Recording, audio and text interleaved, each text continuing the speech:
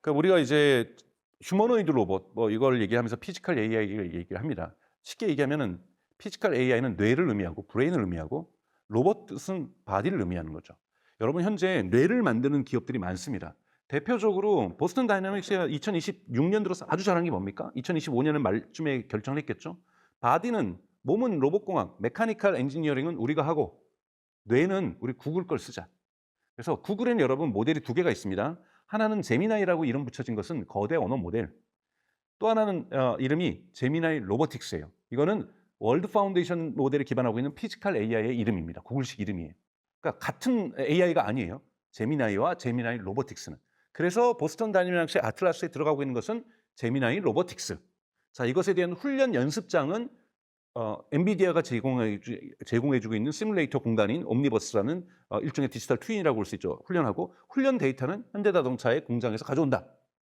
이렇게 돼 있는 거, 이렇게 분할되어 있는 거고 뇌만 만드는 기업들이 미국에 대단히 많습니다. 대표적으로 지금 제미나이 로보틱스가 있는 거고요. 또 하나는 여러분 이 요즘 많이 뜨고 있는 기업 중에 하나가 아마존을 만들었던 제프 베조스가 작년 11월에 경영 일선에 복귀를 했어요. 뇌만 만드는 피지컬 AI 만드는 회사를 만들었는데 그 회사 이름이 프로젝트 프로메테우스입니다. 그리고 또 초반에 제가 말씀드렸던 메타의 수석 AI 과학자였던 얀 루컨 대단히 유명한 사람입니다. AI 이 과학 진영에서는 이 사람이 지금 파리로 이주해서 원래 프랑스 사람이에요. 이주해서 만든 회사가 Advanced Machine Intelligence라고 하는 AMI라고 하는 기업. 이것도 피지컬 AI를 전문으로 만드는 것이고요.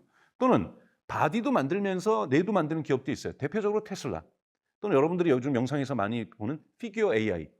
여기 같은 경우에도 뇌와 두뇌와 바디를 같이 만드는 거고요. 중국 같은 경우에도 뇌와 바디를 만드는 기업들이 대단히 많이 있고요. 유럽에도 여러분 뇌만 만드는 기업, 바디 만드는 기업 또는 둘 다 만드는 기업들이 존재하고 있습니다.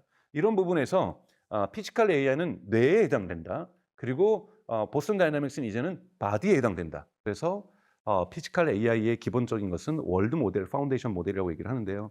어려운 개념이 아니라 세상을 보는 것으로서 세상을 이해하는 것. 그러니까 우리가 봄으로써 이해하죠. 우리가 중력 법칙을 학교 가서 배우지 않았을 때부터 물건이 떨어진다는 것은 위에서 아래로 떨어진다는 것은 어렸을 때부터 봄으로써 배운 거고 거기에 손을 갖다 대서 그 무거운 곳에 다쳐보기도 한 거고 선풍기 바람이 세게 불면은 물론 이건 제 나이를 드러내는 것은 죄송합니다만 종이가 날아간다라는 것을 우리가 봄으로써 그런 걸 배운 거고 멀리 있는 기차가 가까이 오면서 소리가 커지더라. 이런 것들도 우리가 시각적인 것과 청각적인 것들이 이러한 인간의 인지적인 감각들이 만들어지면서 보는 것처럼 세상을 이해하게 된 것처럼 이런 것을 담아내는 것이 월드 파운데이션 모델이라고 볼 수가 있는 거고요.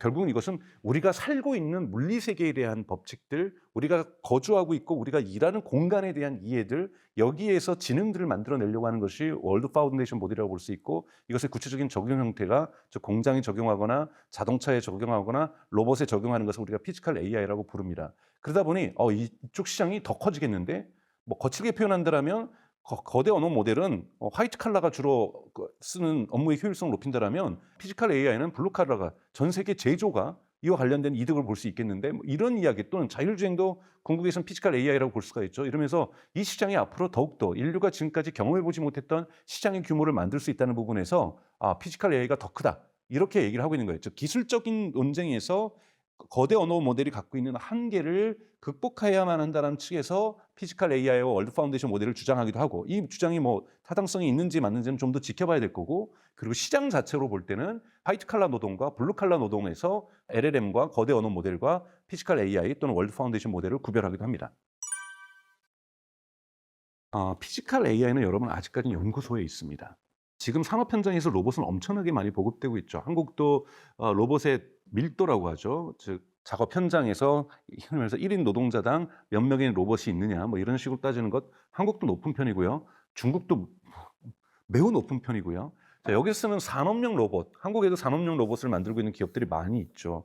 또 협력 로봇이라는 개념도 나오고 있고 뭐 두산 로보틱스라든지 뭐 현대 로보틱스라든지 뭐 로보틱스 기업은 대단히 많습니다만 이런 기업은 여러분 흔히 말하는 자율성, 피지컬 AI가 결합됐다거나 자율성이 결합한 로봇이 아니라 여기서 자율성이라는 개념도 여러분이 좀 따지고 들어가셔야 되는데 여기서 자율성은 어, end-to-end AI를 얘기합니다.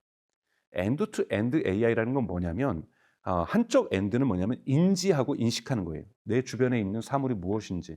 자동차로 치면은 지금 교통신호가 빨간불인지 파란불인지, 앞차와의 거리는 어떻게 되는지, 옆에 보행자가 몇 명이 어떻게 지나가는지, 오토바이는 어떤 속도로 몇 대가 지금 지나가고 있는지, 또는 제조로 친다면 저 제품이 지금 불량품인지 아닌지, 이런 인지하는 거에는 AI가 지금 대단히 많이 쓰여지고 있어요. 이것을 카메라 중심의 비전 처리라고 한다든지, 또는 레이더나 라이다를 쓴다든지, 다양한 인식을 하고 있는 것은 AI가 쓰고 있는데, 내가 인식을 하면 어떻게 합니까? 우리 인간은 여기에 맞는 행동을 하죠. 저기서 뭔가를 피해야 될 것이 날라오면 피한다든지, 또는 잡아야 될 것이 온다면 잡는다든지, 이런 식의 행동을 하는 액션을 취하게 되는데, 이 액션을 취한다는 건 내가 규칙을 갖고 있다는 거예요. 빨간불에는 멈춘다, 파란불에는 출발한다, 그렇게 액션하는 거거든요. 이 규칙도 수많은 데이터에서 그 규칙을 찾아내는 건데, 이 규칙마저도 내가 AI가 만들어내서 판단해서 행동하는 것, 이거를 한쪽 엔드까지, 액션까지도 하는 것을 엔드 투 엔드 AI라고 얘기를 하죠. 그런데 지금 있는 모든 산업용 로봇은 엔드 투 엔드 AI이 아닙니다. 하나의 예외도 없이. 즉 어떻게 행동할 건지는 인간이 다 입력한 규칙에 따라서 행동하는 거예요. 빨간불을 보거든 멈춰라고 인간이 코딩으로 명령줄을 입력해 놓은 겁니다. 그러니까 테슬라 같은 경우에는 FSD 버전 11까지는 이 명령에, 빨간불에 멈춰야 된다는 명령줄에 의해서 멈춘 거예요. 근데 버전 12부터 오면서 이 규칙을 데이터로부터 자기가 찾아냅니다. 원래 머신러닝이라든지 우리가 딥러닝이라든지 이런 AI 기본 개념이 뭐냐면, 원래 항상 행동하는 규칙은 인간이 다 코딩을 했었고 입력을 했었는데, 자기가 데이터로부터 찾아내는 거예요. 예를 들면 인간의 평균적인 정상적인 인간은 눈을 2개 가졌고 코를 하나 가졌고 입이 하나 가졌다. 이렇게 제가 1분도 안 되게 30초 만에 입력할 수 있죠. 근데 AI가 이 법칙을 알아내기 위해서는 수백만 장, 아니 수천만 장의 인간 인물 사진을 보고서, 아하, 인간은 코가 하나고 눈이 2개고 정상적인 인간은, 건강한 인간은 입이 하나구나, 이렇게 규칙을 찾아냅니다. 대단히 많은 데이터가 필요하고 대단히 많은 컴퓨터 연산을 해야 되는 거죠. 그러다 보니까 인간이 빨리 하기 위해서 입력을 해준 거예요. 근데 자율성이라는 것은 이 모든 행동의 규칙을 데이터로부터 학습을 해서 본인이, AI죠. 물론 인간이 그 모델을 만드는 거지만 그 모델을 만들어내서 행동하는 것. 이 규칙을 만들어내는데 여러 가지의 AI가 쓰여야 되는 거죠. 예를 들면은 피지컬 AI 같은 경우 어떤 것까지 하냐면, 제가 날아오는 걸 잡기 위해서는 제 손이 현재 어디 있어 있는지 위치까지도 계산해야죠. 중간쯤 올라가고 있는데 내 팔의 무게도 계산해야죠. 그리고 어느 정도 힘을 줘야 될지도 여기다 계산해야 되고, 내가 눈으로 봤을 때 지금 날아오고 있는 것의 속도가 어느 정도이기 때문에 어느 정도의 힘이 필요하겠구나, 이런 것들도 다 계산하면서 근육에 힘을 주듯이 이러한 부분에서 조절까지 다 하는 것, 이러한 것들이 다 포함되는 겁니다. 액션에는. 이런 부분들이 이제 AI에서 작동되는 자율성으로 본다라면, 아직까지 이런 자율성을 갖고 있는 엔드 투 엔드 AI의 보급률로 따지면 아직 보급되지 않고 시장에서 지금 현재 R&D 되고 있고 몇 개의 시제품이 판매되고 있는 거고, 몇 개의 테스트용 로봇이 메르세데스 벤츠 공장에서, BMW 공장에서, 그리고 2028년부터는 현대자동차의 조지아 공장에서, 그리고 일부는 테슬라의 이 기가 팩토리에서 테스트되고 있다라고 볼 수가 있습니다. 여러분 이제 그 휴머노이드 로봇도 중요하지만, 이 휴머노이드 로봇을 가기 위해서 이번에 현대차 그룹이 우리는 피지컬 AI 그룹으로 간다, 기업으로 간다라고 선언을 했습니다. 피지컬 AI에도 엄청난 서플라이 체인이 있어요. 밸류 체인이 있는 거죠. 여러분 현대도 현대 자동차만 있는 게 아니잖아요. 현대 자동차의 모터를 공급하는 현대 모비스라는 기업이 있습니다. 그거 말고도 다양한 기업이 있고, 또 현대 자동차의 기업은 아니지만 타이어를 공급하는 업체도 있는 거고요. 브레이크 시스템을 공급하는 업체도 있는 거고요. 거기에 시트를 좌석을 공급하는 업체도 있는 거고, 거기에 만도처럼 에어컨을 공급하는 업체도 있는 거죠. 이런 것처럼 자동차의 그 다양한 부품을 만드는 서플라이 체인을 구성하는 다양한 그 형태들이 있는데, 이것들이 여러분 다 태어나야 돼요. 가장 중요한 거 액추에이터. 액추에이터는 여러분 쉽게 얘기해서 근육이라고 생각하시면 됩니다. 이 근육을 담당하는 것이 얼마나 많이 들어가야 됩니까? 그럼 액추에이터를 누가 만들 것이냐? 또는 액추에이터 안에 들어가는 모터나 자석은 누가 만들 것이냐? 자, 로봇이 쓰고 있는 이 부품 들어가 있는 나사는 누가 만들 것이냐? 트럼프 미국 대통령 화를 냈다 그래요. 옵티머스에 여러분 들어간 나사요, 미국에서 만들지 못해요. 다 메이드 인 차이나예요. 대부분 어떤 기업입니까? 애플의 아이폰을 만드는데 들어갔던 정밀 나사를 만드는 기업들이 옵티머스에서 납품하고, 여러분 아틀라스에서 납품합니다. 여러분 아틀라스의 부품은 몇 프로가 메이드 인 차이나일 것 같으세요? 파이낸셜 타임즈 분석에 따르면 옵티머스나 아틀라스나 여러분 80% 이상의 부품이 메이드 인 차이나예요. 이와 관련된 밸류 체인을 어떻게 바꿀 겁니까? 지정학적 갈등 속에 지금 바꾸려고 할 거예요, 미국이. 그럼 한국에게도 기회가 오는 거죠. 여러분 뭐 DJI가 만든 드론이 뭐 잘 만드는데 우리도 만들 수 있다고 얘기하는데 여러분 못 만들어요. 왜요? 자석을 못 만드니까. 자석이 대단한 건 아닌데요. 연구 자석의 전 세계에 생산되는 자석의 96%를 중국이 생산합니다. 생산 공장 자체를 저희가 다 이전시켜 버린 거잖아요. 다시 하려고 하면 경쟁력이 안 돼요. 그러니까 이런 부분에서 어마어마한 밸류 체인들이 만들어질 거라는 거고 여러분 보십시오. 지금 현대자동차가 하고 있는 아틀라스의 이 구글하고 결합은 스마트폰으로 치면 삼성전자의 갤럭시 전략하고 똑같아요. 바디는 갤럭시가 만들지만 여러분 거기 들어가는 뇌는 쓰시는 안드로이드가 들어가잖아요. 하지만 여기에 바디에 들어갔던 디스플레이 같은 경우에는 갤럭시에만 들어가는 것이 아니라 애플에도 들어가요. 근데 애플은 바디부터 뇌까지 즉 OS까지 iOS까지 애플이 다 만들죠. 이런 기업이 어디 있습니까? 테슬라에 옵티머스가 있을 수 있는 거고 아까 말씀드렸던 피규어 같은 것이 있을 수 있고 미국에 있는 앱트로닉이라든지 디지 로봇을 뭐 만들고 있는 다양한 어질리티 로보틱스 뭐 이런 것도 예를 들자면 바디하고 뇌를 다 만드는 것이죠. 이런 기업들도 존재하고요. 그다음에 삼성전자하고 LG전자가 투자했던 소프트뱅크도 투자했죠. 같이 있는 미국의 피지컬 인텔리전스라는 스타트업 또는 스킬드 AI라는 스타트업 이런 기업들도 있습니다. 그럼 뭐가 이루어지냐면 짝짓기가 이루어져요. 예를 들면 언젠가 레인보우 로보틱스 제가 가설하는 겁니다. 여기서 피지컬 AI 만들 수 있을까요? 제가 보기에는 거의 불가능하다는 것이 아니라 비효율적이죠. 거기에 어마어마한 돈을 투자해서 지금 이제서야 피지컬 AI를 만들어 가지고 레인보우 로보틱스하고 결합한다? 제가 보기엔 거의 불가능해요. 그럼 어떻게 합니까? 삼성전자가 이제 가져왔는데 삼성전자가 피지컬 인텔리전스라는 미국 스타트업에 투자했어요. 여기랑 짝짓기 해도 되죠. 또는 구글이 제미나이 로보틱스를 만들었는데 현대자동차의 아틀라스하고만 협업하기로 계약을 했을까요? 아니에요. 거기랑 계약을 해도 되죠. 파트너가 되게 많습니다. 현대자동차 그룹 같은 경우에는 보스턴 다이내믹스를 통해 가지고 우리의 일상 속으로 들어오는 이 제조에 쓰이는 휴머노이드 로봇, 인간하고 크기가 같아서 제조 공장을 갖다가 다시 바꿀 필요 없이 바로 쓸 수 있는 휴머노이드 로봇도 만들 것이고요. 전차가 되게 머리가 좋다고 생각해요. 보스턴 다이내믹스가. 그 과정에서 엔드 프로덕트로 휴머노이드 로봇이 산업 현장에 들어올 때는 많은 시간이 걸릴 겁니다. 그런데 그 중간에 예를 들자면 요즘 한국은 인력이 적어지면서 군대 가는 사람들도 줄어들면서 요즘 공군 비행장이 있는데 보초 쓰기도 힘들어요, 인력이. 여기에는 여러분들 보셨던 스팟이라는 친구가 보초를 쓰겠죠. 그리고 산업 현장이 위험한 지역들, 부상의 위험이 있는 곳에서는 스팟이 들어가서 정찰을 한다든지 할 수 있겠죠.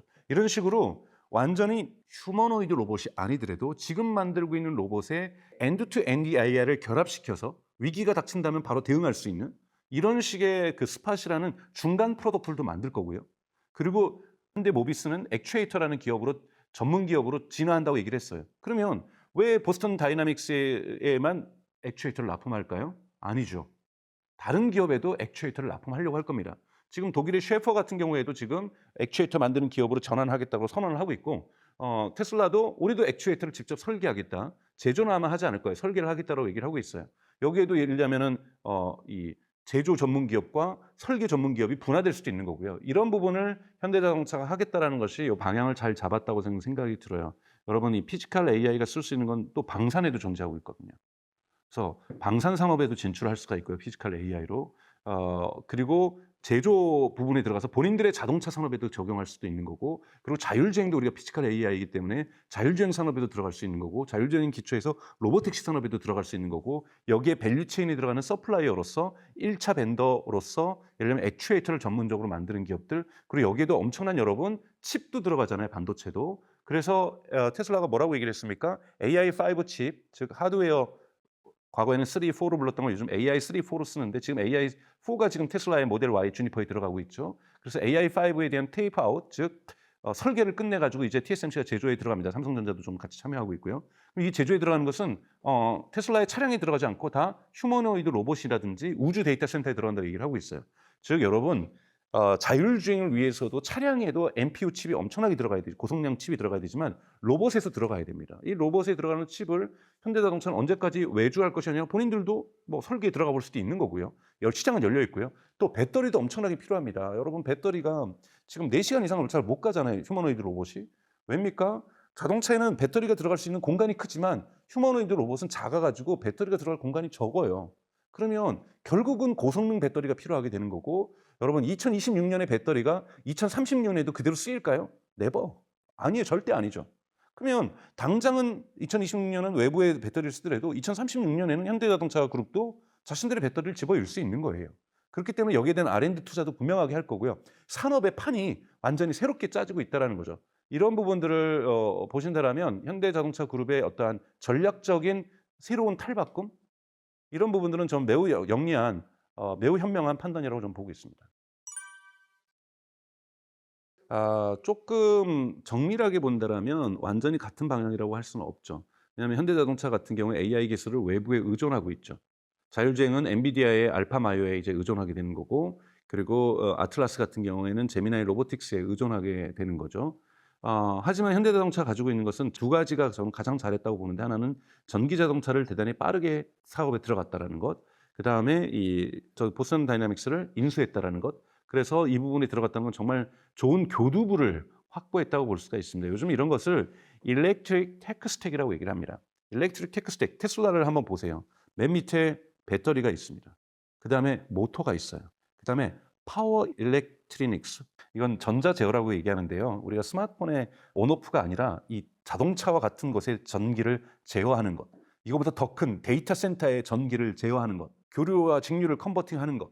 이러한 큰 흐름들을 전기를 제어하는 것이 여기 들어가요. 그 이외에 이 컴퓨터가 들어갑니다. 여기에 칩이 들어가고 이 칩에서 움직이는 소프트웨어가 들어가죠. AI라고 하는. 이것까지는 모두가 일렉트릭 테크 스택이라고 얘기하는데요. 자, 이것이 자동차 산업에도 들어가지만 여러분 휴머노이드에도 들어가죠. 똑같은 것이 다 들어갑니다. 공통으로. 이것이 요즘은 조선에도 들어가고 이것이 요즘 방산에도 들어가고 과거에는 각각의 산업이 분리되어 있었다라면 이 모든 산업은 이제 하나의 기본 인프라스트럭처를 갖게 되는데 그것을 일렉트릭 테크 스택이라고 얘기를 해요. 그래서 테슬라도 전기 자동차에서 연습한 거다라고 얘기할 정도거든요. 근데 이 연습을 현대자동차도 전기 자동차에서 잘 했어요.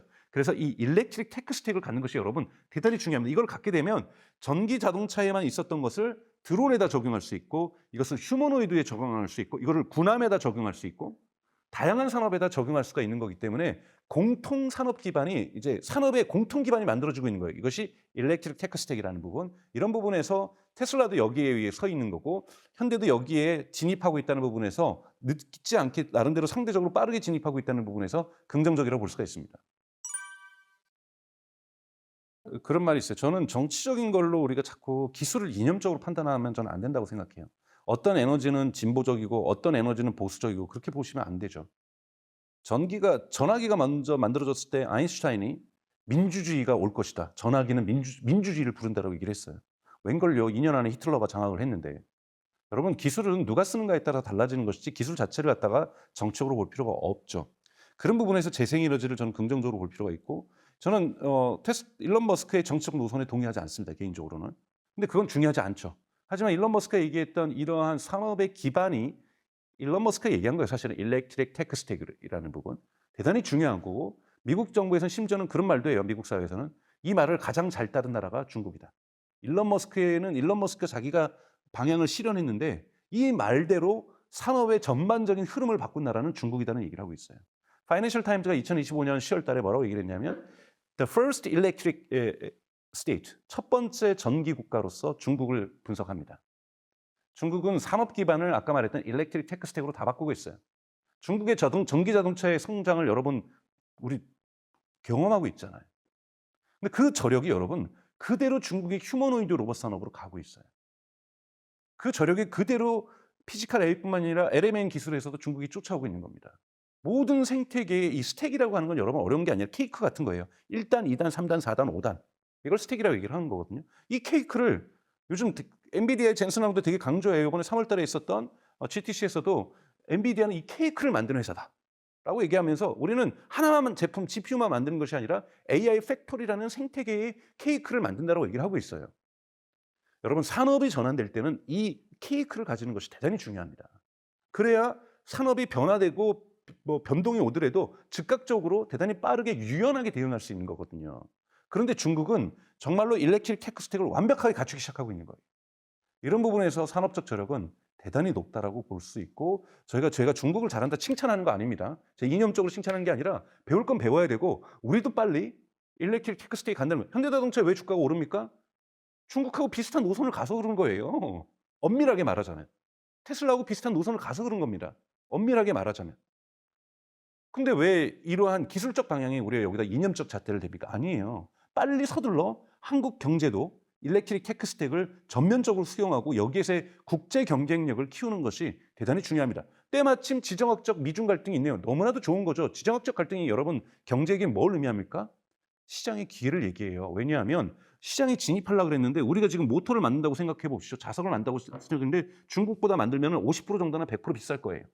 근데 비싸더라도 정부가 보조금을 줍니다. 이건 전략적으로 중요한 산업이기 때문에 지금 당장 시장이 안 되도록 키우자. 그럼 여러분 여기에 시장이 열립니다. 그럼 우리에게도 앞으로 미래에게 중요할 자석을 생산할 수 있는 생산 능력을 국제 경쟁력을 가지면서 갖출 수 있다라는 거죠. 이런 부분에서 중국이 어디서 국제 경쟁력을 갖고 있는가를 보고서 한국 경제도 빨리 그것에 맞춰줘야 됩니다. 아, 중국이 더 싸니까 자꾸 중국으로 넘겨줘서 안 되는 거예요. 중국에 넘겨줄 게 있고 안 넘겨줄 게 있다라는 거예요. 그게 뭐냐면 그걸 봐야 냉정하게 중국을 이길 수 있는 거예요, 여러분. 그런 부분에서 중국이 잘하고 있는 것 배워와야 된다고 저는 생각하고 있습니다. 아까 말씀드린 일렉트릭 테크 스택은 다 커질 거예요. 그러기 위해서는 여러분 한번 생각을 해보세요. 한국에서 자석을 만들어서 흔히 말하는 규모의 경제를 만들어줘야 돼요.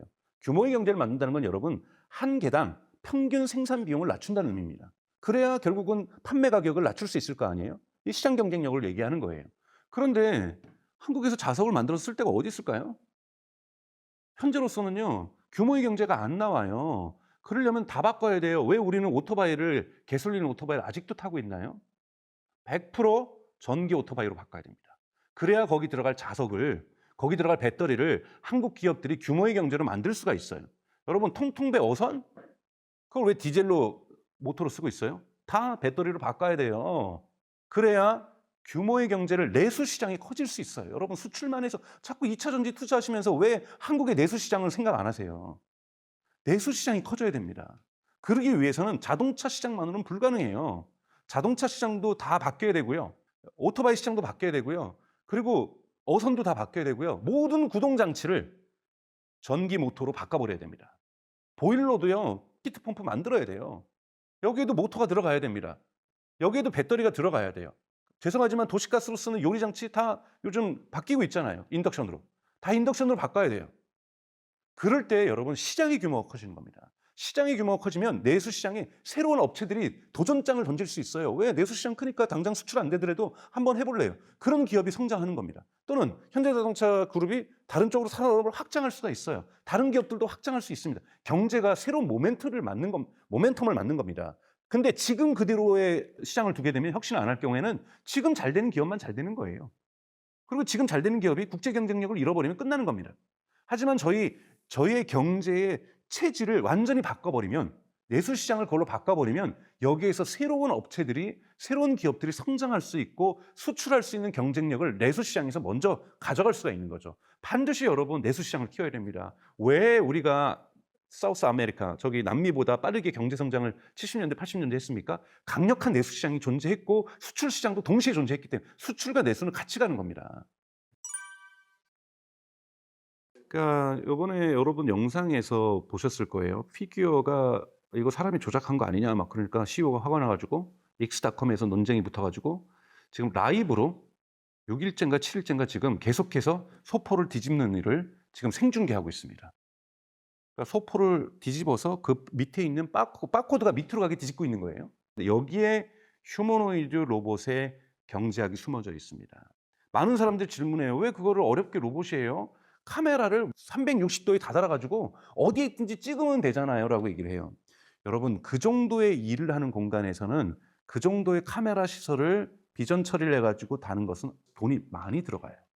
여러분 이거 뒤집어가지고 바코드를 아래로 가는 건요. 최저임금을 받는 사람들에게도 작동할 비용으로 싸게 휴머노이드를 만들어야만 합니다. 그러면 굳이 비싼 카메라를 360도 설치하지 않더라도 휴머노이드를 갖다가 애저 서비스로 임대해서 쓰면은 굳이 비싼 설비 안 두더라도 이거 소포 뒤집어가지고 바코드가 아래로 가게 하는 거 하게 된다는 거예요. 휴머노이드는 여러분 공장에서 도입을 화성에 있는 안산에 있는 창원에 있는 공장에서 도입을 한다고 생각을 해보세요. 이걸 당장에 쓸 공장에서는요. 다른 비싼 상업용 로봇보다 더 저렴한 휴머노이드 로봇을 사람 고용하듯이 월급 주듯이 그 기업에게 한 달에 200만 원, 300만 원 줄 테니까 와서 일 좀 시켜주세요. 외국인 노동자보다 저렴해야 돼요. 그러지 않으면 여러분 교체가 안 됩니다. 거기까지는 갈 길이 아직 멀었어요. 그 정도 되려면 규모의 경제가 어마어마하게 만들어져야 됩니다. 그렇기 때문에 먼저는 프로젝트성에서 진행될 거고 정부의 보조금을 받는 대기업들에서 먼저 쓸 겁니다. 그러니까 이 시장은 이제 시작됐기 때문에 여러분 근데 상상을 하실 때 항상 생각하셔야 돼요. 아 왜 뒤집어서 소포를 아래 가게만 만드는 일을 AI에게 로봇에게 휴머노이드 로봇에게 시킬까? 그것이 경제성이 맞기 때문이에요. 그러니까 로봇이 왜 일상에 많이 들어오지 못하냐면 엣지 케이스 때문에 그래요. 제가 아까 전에 엔드 투 엔드 AI라고 얘기를 했고 왜 엔드 행동하는 데에서 이렇게 늦어 우리가 더디게 가고 있는가? 피지컬 AI가 왜 더딘가 중에 여러 가지 이유가 있는데 그중에 대표적인 이유는 데이터가 없어서 그래요. 피지컬 AI도 데이터가 없습니다. 데이터가 풍부하지 않으면 규칙을 만들어낼 수가 없어요. 규칙을 만들어내지 못하면 행동할 수가 없습니다. 인간에 대한 사진을 몇백만 장을 봐야 겨우 인간 눈은 두 개고 정상적인 인간은 코는 하나고 입은 하나라는 걸 뽑아내듯이 여러분 왜 로보택시가 지금 더디게 갑니까? 규칙 만들어내기 위해 수많은 엣지 케이스가 있는 거예요. 이 희귀 사례는요 경우의 수가 너무 작아요. 예를 들자면 로보택시를 탔는데 어떤 손님은 분명히 창문을 열어놓고 손을 계속 내밀고 갈 거예요. 인간 운전사가 있으면 "저기 손님 저기 창문 닫겠습니다. 손 좀 집어여 주세요." 얘기할 텐데 이 로봇은 어떻게 해야 돼요? 이 규칙을 만들기 위해서 풍부한 규칙이 있어야 돼요. 또는 오바이트 하는 손님은 어떡할까요? 또는 탔는데 창 문을 안 닫고 끝까지 있으시네. 문 닫으라고 얘기해도. 이때는 어떻게 해야 될까요? 희귀 사례가 너무 많은 거예요. 또는 카카오 택시 부를 때 있잖아요, 여러분. 불러 놓고 한 30m 앞에 가 있다거나 뒤에 가 있다거나. 그럼 기자분이 전화라도 기사분들 전화 오면서 뭔가 할 텐데 이거는 로봇 택시는 어떻게 해야 될까요? 희귀 사례가 많으면 규칙을 만들기 위해서는 엄청난 데이터가 필요로 합니다. 근데 여러분 희귀 사례가 공장에 많지 않아요. 공장에서 희귀 사례가 발생하면요. 산업재해예요. 안전사고가 일어납니다. 그런데 희귀 사례가 가장 많은 곳이 어딜까요, 여러분? 가정입니다. 막 두 부부가 막 싸우면서 뭐 던지죠. 애가 어디서 자빠지죠. 갑자기 감정이 욱해가지고 왼쪽으로 가다가 갑자기 뒤돌아서죠. 이것에 대한 규칙을 알아내기가 너무 어려워요. 차를 끓여달라고 했는데 도대체 위치가 다르죠. 여러분 이 희귀 사례가 너무 많은 곳이 가정이기 때문에 여기에 풍부한 엣지 케이스에 대한 데이터를 가지고서 안전사고 없이 우리와 공존하는 자율성을 갖고 있는 로봇이 우리 집으로 들어오기까지는 적지 않은 시간이 남아 있습니다. 하지만 목표는 거기에 있는 거죠. 비전이 있어야 열심히 일을 하고 개발하고 우리가 혁신하는 것처럼 비전과 목표로서 가정에 언젠가 로봇이 들어오면 여러분 얼마나 편하겠어요. 예? 집집마다 저는 두 대 둘 거예요. 한 명은 우리 고양이 케어해 주고 한 명은 저 케어해 주고. 얼마나 행복하겠습니까, 여러분. 근데 그 시기는 대단히 오래 걸릴 겁니다.